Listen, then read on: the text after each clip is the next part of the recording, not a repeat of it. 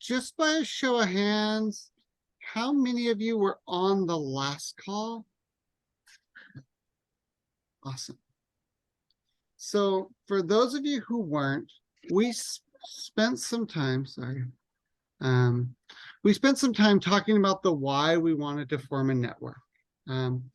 We've been spending a ton of time this last year learning about networks, learning about how they might help gleaning organizations, learning from other networks, learning from network specialists, talking amongst each other about the needs. You spent time talking to Sarah with network assessment. You've spent all sorts of time understanding networks and understanding Washington. And now it's really time for us to begin to do the work of shaping what this network looks like. So we spent last call talking about why we wanted to form a network. Today, we're going to spend some time talking about those whys and talking about how we may be able to accomplish some of those whys. So what can we bring from our organizations, or what can we do as a collective to help further those whys? And I'll go over them in just a second. But today, I have invited people for months to please don't go into solve mode. It's not the time to go into solve mode. Well, I'll say today is the time to go into solve mode. We are going to begin to think about this network as a tangible thing, and begin to solve some of the problems, or begin to think about ways that we might be able to solve some of the problems that came up in the why. We'll get into what the structure of that looks like in a future call. So we don't need to think about, well, we need this staffing, or we need this funding, or we need, this sort of voting. Let's just talk today about, what are some activities we might do to solve and address some of these whys. So we came up with, I'm going to have to leave your screen, seeing all of you for a minute to see these 3 whys. The first one was organizational sustainability. This was where you guys talked about all sorts of different things. You talked about when, new organizations start, they shouldn't have to start from scratch. When a funding or a staff person changes, or there's a lull in your programming, you lose everything. And is there a way to connect around that and solve that, being able to fast track new organizations, uplift organizations who maybe need some support, help address some skilled labor issues. So that was organizational sustainability. And then we talked about speaking with one voice. We're stronger together. Can we speak with a common voice? Can we, advocate together? Can we educate funders together? Can we share a shared story? The Hunger Relief has the Washington Food Networks, but Gleaners don't have a collective voice. And as a network, we're much more effective than one person or organization alone. And then the last area that we consolidated your thoughts into was this bridging the divide. How do we help address both the resource and population gap that the Cascades cuts through this state?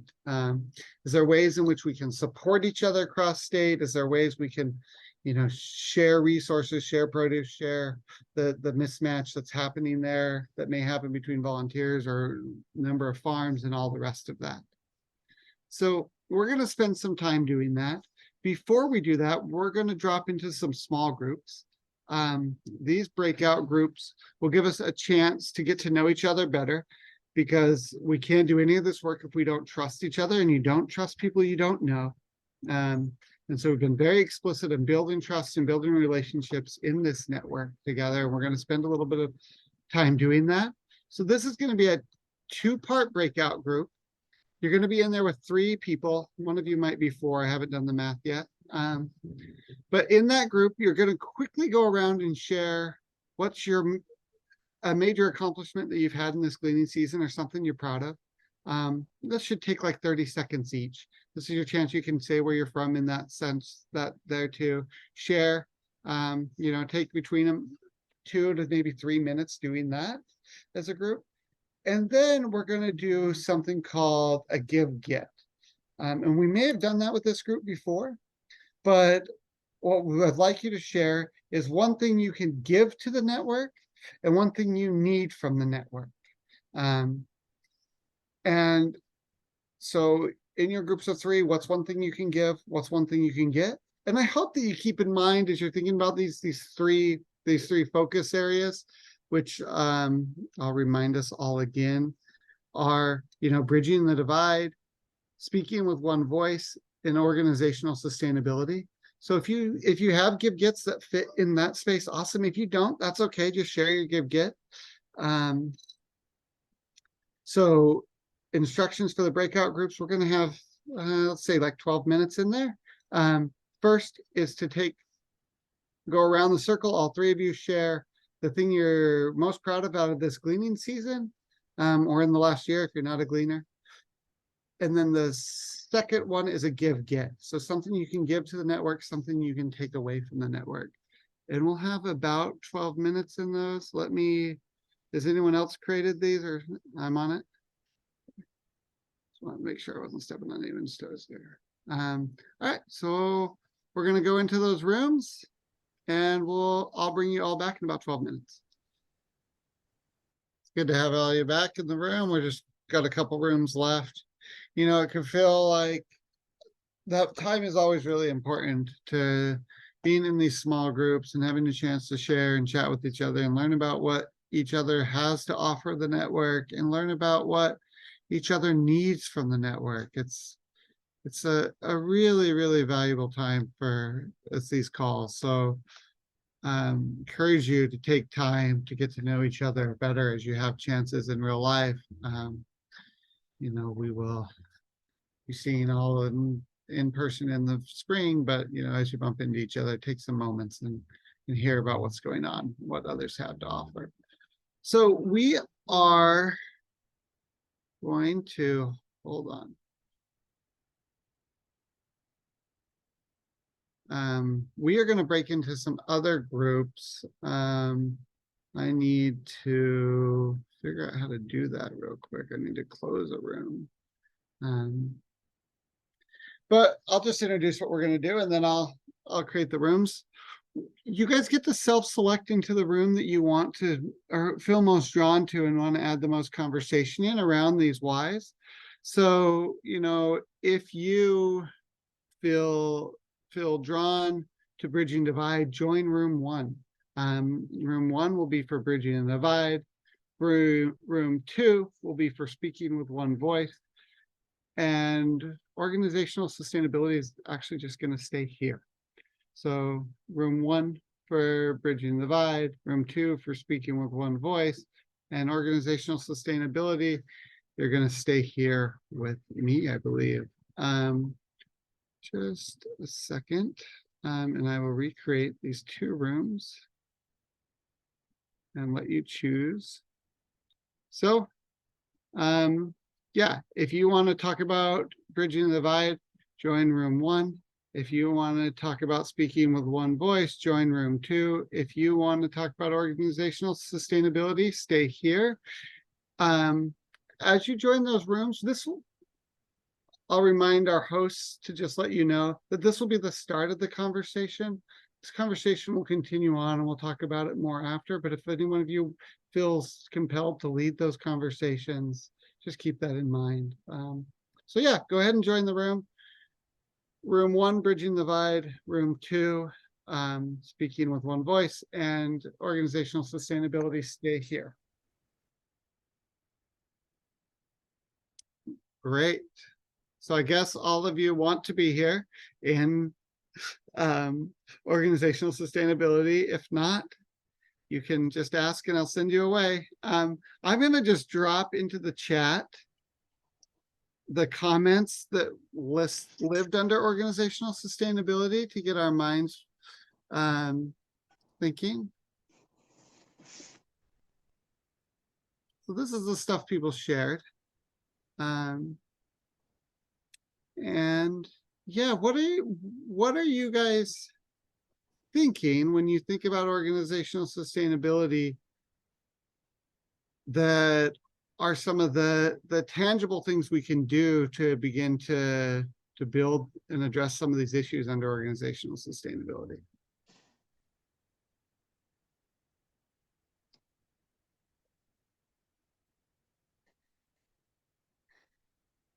I feel like something really basic is just creating manuals, like desk manuals, so that whenever someone leaves, like to be able to address the issue of people leaving. And the organization is to, if you have a desk manual that explains the program, you don't have to like recreate the wheel when someone leaves and a new person comes on. And then a similar vein, having overlap between people leaving and onboarding new staff. Would that be stuff that some of you have you'd be willing to share? Is it creating or is it collecting, I guess is what I'm wondering. Mm. I mean, stuff for us is something our organization's working on across our programs, but and I do think we have one for our gleaning program now, but it's something new that was created. So maybe, yeah, maybe collecting from other organizations too, and that could give us a good idea of what other people are doing.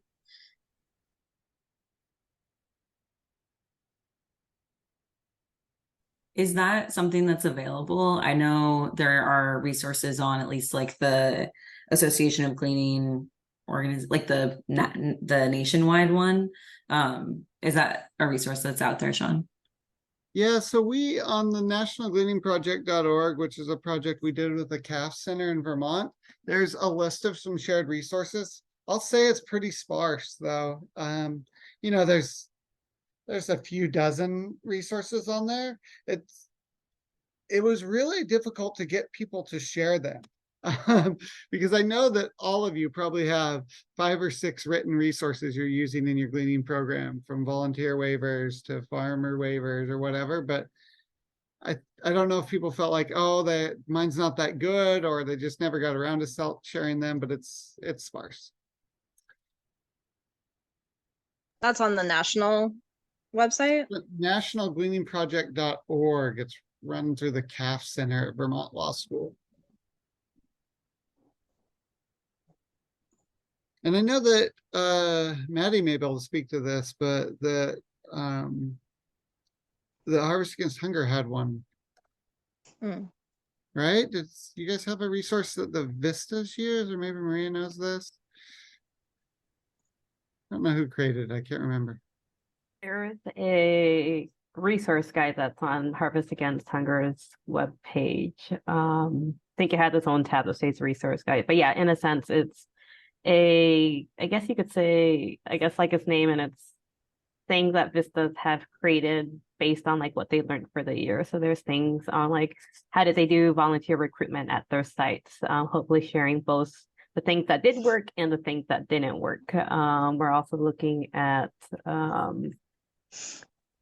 what is it, communications, or more like the social media, the outreach aspect of it. Like, what did they do? Did they table? What did they have at these tables? If they had a volunteer waiver, how did that look like? So I know there are some things that may have been lost in links because it wasn't like open to the public. So really trying to, new members are creating newer resources for us, hopefully having access to better things like that. So it's a lot of information there that's built off of many years of AmeriCorps members in the program. So that would be an ideal place. And, you know, we always send our members there like, oh, look at what past members have done. And there's always a possibility like a lot of these things are starting from scratch. So it's kind of building off of it over the 3-year cycle of our members at the organization. So, but yeah, a lot of information. If you haven't seen it, I would highly encourage you to go check it out because, yeah, they provide some really great things that they put together at their organization. And like within our program, you know, the main focus is that sustainability. So once that ends, how does the program continue on with either staff and within that organization? So like that's already kind of built into the program. So as they're starting, like that's kind of what they're building off with these resource guides too. And then another key thing is we have them build out what we call a sustainability binder. So, you know, like creating an Excel sheet with contact names if they're building out a gleaning program. Gonna pick on Sarah here, like, you know, creating things like how did she create this gleaning network? So really taking everything that she had in her head and things that she's been working on and kind of putting it on paper. So if when the next member, or let's say after the 30 year, someone can kind of pick it up and kind of run with it and or create their own networking program in another state. So that's kind of like the overall perspective of like that AmeriCorps program, really building capacity for that organization to keep these things going within there. Yeah. yeah, obviously this topic is very relevant to having AmeriCorps folks doing this work. Forget if there's a resource guide on our website specifically that outlines like how to transition. There is a search feature, but yeah, definitely like as part, as someone who's done AmeriCorps twice, part of navigating that transition to like the organization itself. Yeah, like typing out like how you did everything, sharing partnerships like over email, like communicating transition ahead of time, who the new contact person is, because gosh, in this work a lot we've like learned about our program contacts leaving like months later, which has been not super convenient. But yeah, like defining roles, especially if something's transitioning from like an AmeriCorps to like a staff person or staff people at that organization, like defining that like ahead of time so that like for the person who's like leaving, you can like direct your current contacts to like particular places depending on how they're trying to connect what they need. So we have sort of some shared resources and compiling them. What are some other things that you think fit into this category, or things that we could do as a network to help build organizational sustainability?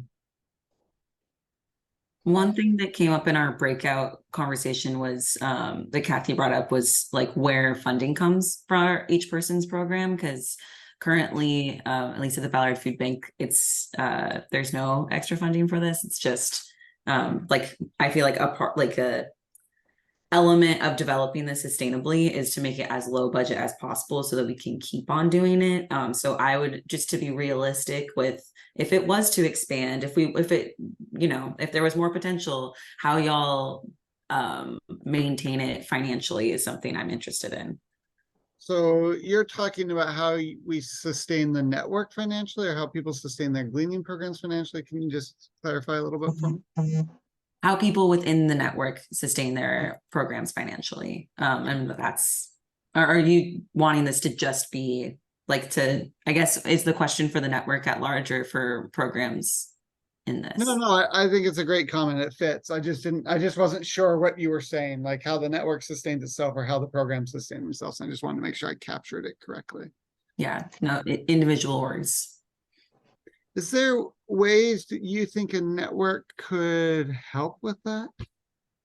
With individual organizations, that like a tangible or specific way networks could help with funding sources? I mean, I guess like thinking like kind of maybe down the road, like a larger thing would be if we were to like lobby at a state level, like getting something that could be money set aside for these programs, like earmarked in, I mean, I don't know that much legislation, like that kind of stuff. But like if that's something that we could lobby to then make sure that like organizations like us across the state can have like a little pool of money.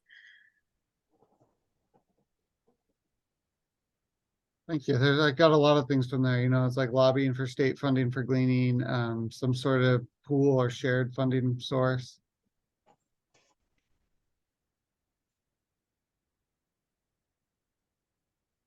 I guess I'm just like thinking in terms of like grant funds and just like how we can use this network to share with each other different grant opportunities, and then maybe even like the language around grants, how we could work with each other so we're not,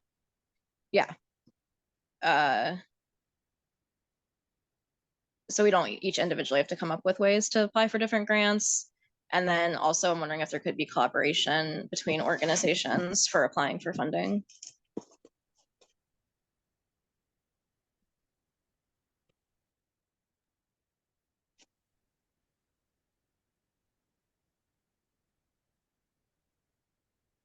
One of the things we tried at AGO is we tried to do peer grant review, where a member of our network can send a grant to another member to read, and then we paid those members to read them. Do you think that would be helpful on a Washington level? Or would they be too closely competitive for funding sources? I mean, I think it would be helpful. I think if we're like, I mean, if the idea is that we're trying to figure out how to work together to maximize our impact, I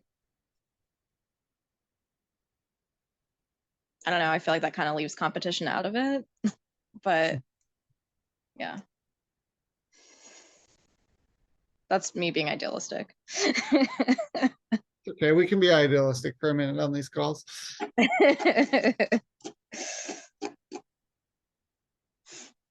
Yeah, I think peer review is great. I think that would be super helpful.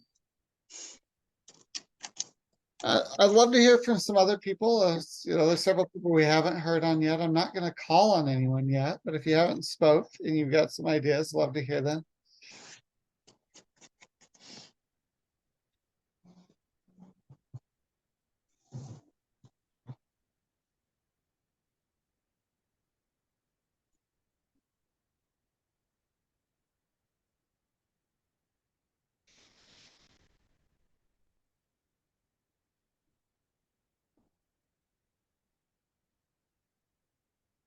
Yeah, I think I have one. Okay. Yeah, so one of the ways we can, have sustainability in organizations is having making sure that we all have equipment.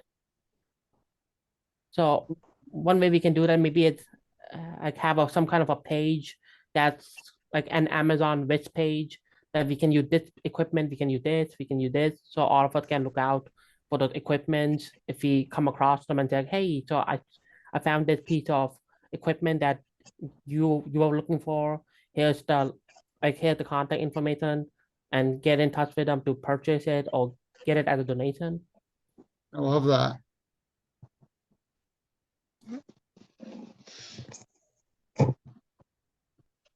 What? How do meetings like this play into, staff training and staff turnover, which was a big piece of this category?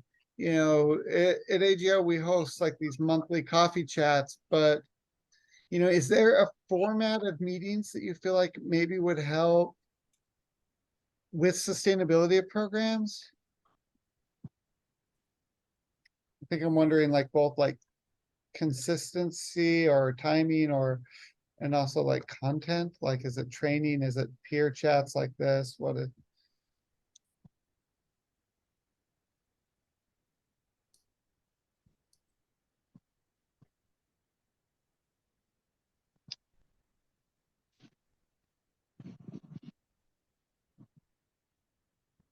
I just had a thought, like, even though the programs that like me and Olivia, who's in another group right now, coordinate are more focused on like purchasing relationships between farms and hunger relief organizations. Like those programs every year, there's like a program overview for the year.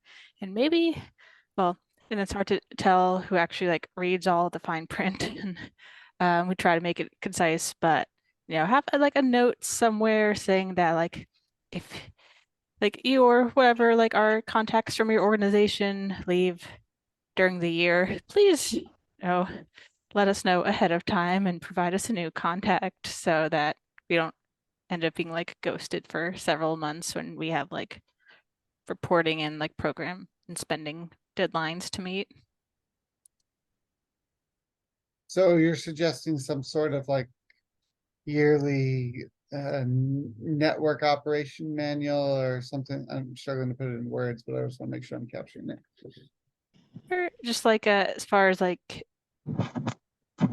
partnership expectations, like we say like clear communication, but staff transition, like making that like explicitly clear, like one of those things we would really appreciate upfront sooner than later communication on. Perfect. Thanks, Maddie. I think I captured that. What do you guys, so thinking back to like meetings, do you guys feel like there's a value to some sort of in-person meetings? Does that help? Maddie made me think about this. Is there like, many of you have a similar season, so would there be value to like a kickoff meeting, or like, where everyone comes together in the early spring and you talk about gleaning, and maybe, new staff can attend it or something like that. And I'm just curious if there's thoughts on an in-person meeting. I think there's a lot of value to in person, just to like, physically meet someone, I think is really helpful. But also just realistically, I know that we're all coming from organizations where time and staffing are tight. And so like even just being on this call, I've like almost gotten pulled off. And so I think the pro is that you get to have in-person relationships, and I feel like that makes the relationships deeper. The con is I think less people would maybe have access to it. But some sort of meeting would be nice. Yeah, I agree. I think there's value in meeting people in person, and it can, create a stronger network.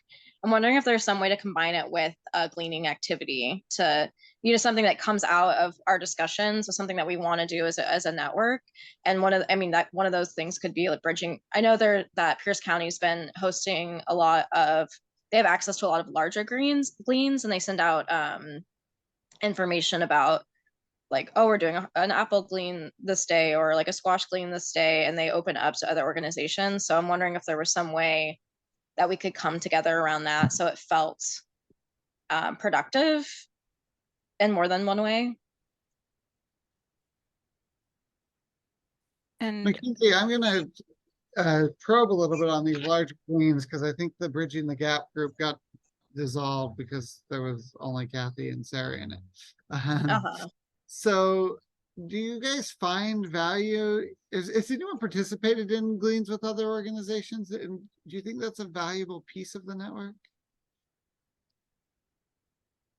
I'm definitely interested. We haven't had the capacity, but I think one thing I'm interested in, especially if it means like a group's going over to Yakima, like how do we coordinate better so that it's not just like each gleaning coordinator in their own city going out to Yakima in their own van to glean apples? Like, is there an opportunity for, if Pierce County goes out with a box truck, and how can we like coordinate regionally to make more sense, and thinking more as like regional distribution centers and how we can work together around that, I think is something that I'm interested in developing. Mackenzie, thinking about like the cherry glut that happened earlier in the summer, and now we've got the potato glut that's happening now, that would be really helpful in terms of rapid response, because you don't get a lot of notice. I mean, we got a notice that 1,200 pounds of cherries were available in the gorge. Get them today. So I think that might be a useful tool as well, to think about the rapid response times. I'm wondering what like Food Lifeline and maybe Northwest Harvest's involvement might be in this and gleaning, or what if they've ever had capacity to deal with gleaning, because so much of their so much of their program is dealing with like large quantities of produce and like sort of diverting food waste in a way. I'm just wondering if there might be some sort of connection there, if anybody's ever worked with them on gleaning specifically. I was on a call with a gleaner from Washington who works with Food Lifeline, I believe. Jim, I'm blanking on his organization. Jim Eisner? Yeah, he's the food bank farm in Snohomish. So he's a resource that Ballard Food Bank and Hope Link in like northern King County work with, and Food Lifeline. He gets volunteers that harvest stuff that go to Food Lifeline. So I don't know if they have people on staff that do it. He was saying they don't do any of their own gleaning, is what he was saying to me.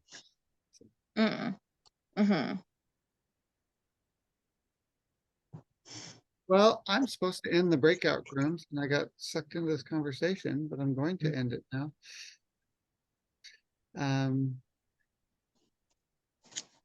I have one more idea related to. Yeah, I was gonna say, go ahead. I think it'd be good to make a gleaners get together, like a annual staple of the Washington Food Coalition conference, since people go there anyway.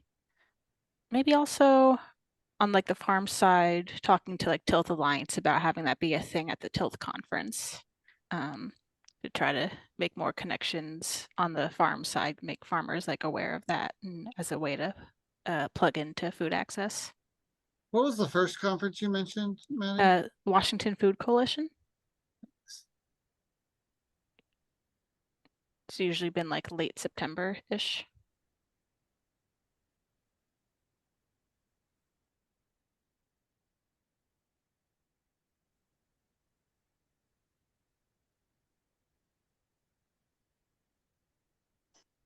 Yeah, I think that's a great idea, Maddie, thinking about spaces that we already convene and how we can leverage those to talk about cleaning. Well, welcome back, all. I hope you had a great conversation. This was not something that we thought we would cover in 25 minutes. This is the beginning of a conversation. And one of the things that's really important in this network is that while it's continued to be supported by Ago and Sarah's role as a Vista, is that we begin to develop the leadership of this network within the network. And this is your guys' network, and it will become what you want it to come.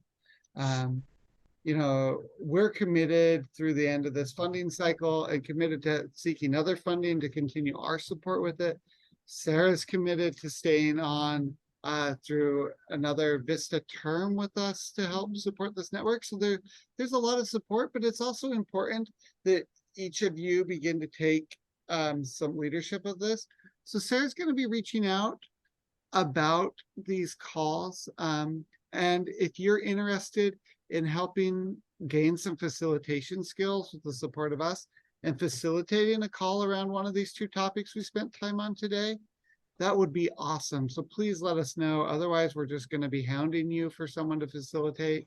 But we're happy to do all the scheduling, all the work behind that. As a reminder, there are still some stipends available to participate in this work. So if you're like, I'd love to lead, but I don't know if my organization will allow me to put my time into that, you know, reach out. There's an $1,800 stipend that's available to you.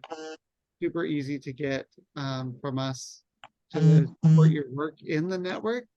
But we would love to see this conversation continue. We've got just a few minutes to debrief. Is there any like takeaways that came or something that stood out in your small group you want to share?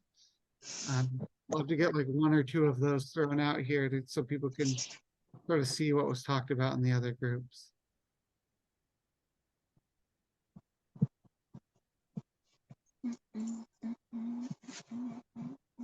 The awkward pause as we wait for somebody from our group to talk. I will do it, but Rachel, Eric, I thought you guys both had some really good insights, so I didn't want to speak for you, but I think one of the things from our group with looking at distribution and some of those challenges is bridging that gap. It's really important for us to consider when we're looking at building out a statewide network, some of the inherent challenges that folks on the east side of the state have to deal with, whether it's, you know, a distance issue, weather issue, whatever it might be. And the idea that there are probably some programs and groups out there that we can bring into this that can help us to solve not necessarily the entire you know, conundrum about bridging the gap or bridging the divide, but maybe we bring some folks in from WSDA, from Department of Ecology, some of these players that do have presence in a number of different communities, as well as some of the gleaning organizations that aren't present on these calls. But if we can bring them in, then we start to develop those, you know, instead of thinking about we got to bridge everybody in Washington state, well, let's start regionally at least, and then start building out pilot programs that we can then replicate in other parts of the state. So I think that it was a really good conversation. Rachel, Eric, you guys both had good points if you want to add on to that.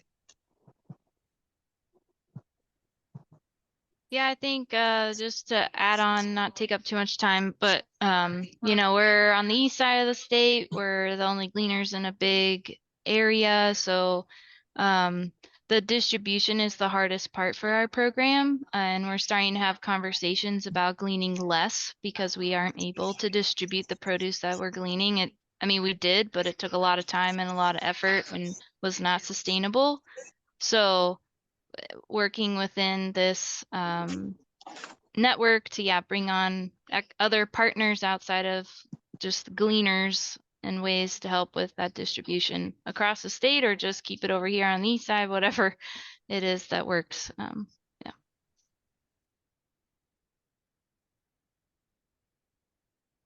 All right, how about someone from our group? And I'm way more comfortable with silence than David was, so.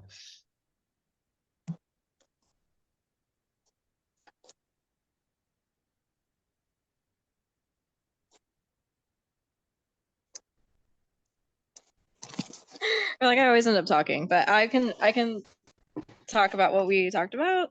So we talked about bridging, or how to have organizational stability, and how to maintain staff. And one thing that came up was, how do we share the information that staff have collected from one to the next? And there, Sean mentioned that there are some resources on nationalgleaningproject.org that where people can share information, and that there is room for more information to be shared on there. So if folks have resource guides or desk manuals, they can be placed there. Harvest Against Hunger also has resource guides and a sustainability binder, and potentially a how-to transition. I don't know if that was something that they already have or wanted to put on their website.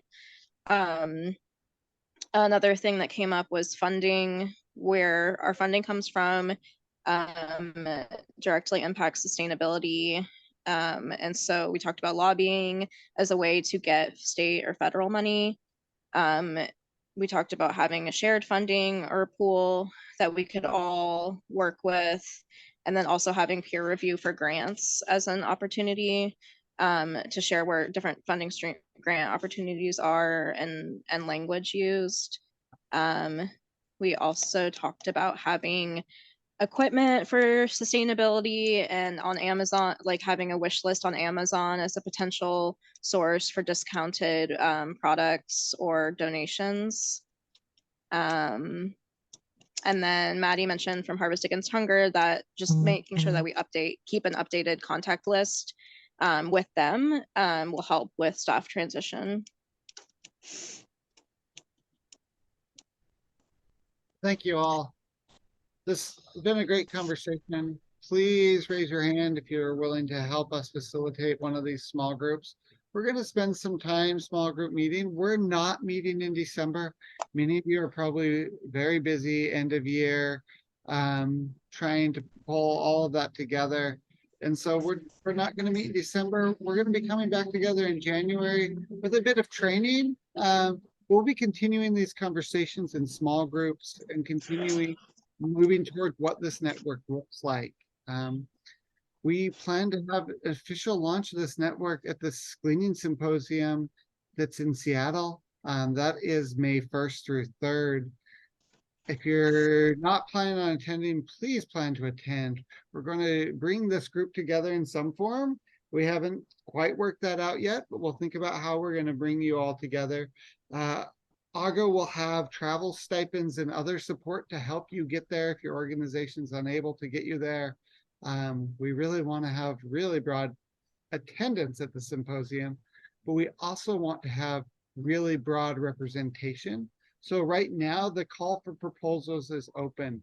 We want to hear from all of you in your areas of expertise to share at that Gleaning Symposium. This is a chance for you to showcase to gleaners around the country what you're doing in Washington. This is a great chance to collaborate.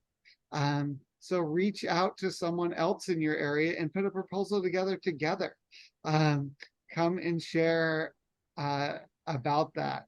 So we will love to have those. Sarah will be following up with all of you with a link to this proposal in a newsletter shortly, a link with today's call, and and a request for you all to join us in leading some of these small groups. We'll be having some small group discussions throughout the new year as we move into the symposium deadline, with the hopes of having some of the real details of this network worked out by May. And really excited to be able to support you guys all in building this. And I see David had maybe something he wanted to add. Oh no, he was just typing. Okay. That's nice hand go forward. No, I can always add, but no, I don't have anything specific. Well, that's all I had for you. Did I miss anything, Sarah? I don't think so. I'm glad that you put out about the proposals and the buddy system. We're always cool with people having buddies on these things because it can be hard to do a whole workshop by yourself. But I think you guys all have like a lot to add, and the fact that most of you guys are the ones that show up most of the time to these meetings really shows that like y'all are kind of taking on in a sense some leadership roles here, and we'd love to hear more about what you do. And I think sharing that information with people, gleaners from all over the country, is like really invaluable. Great opportunity. So I hope you guys get to join us. Yeah, that's all me. Well, thanks all. We will see you all in the new year. Have a happy holidays and year-end reporting and all the rest that comes with that. Bye. Thanks, everybody. Bye. Thanks, Sean.